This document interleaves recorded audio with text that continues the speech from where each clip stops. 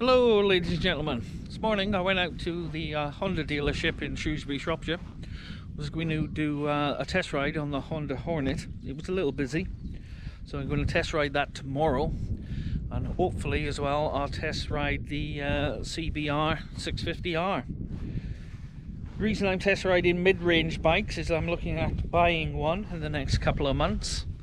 So if you have any recommendations of a bike I should try, please let me know in the comments, and I will see if I can find a test ride and give it a first impression for you.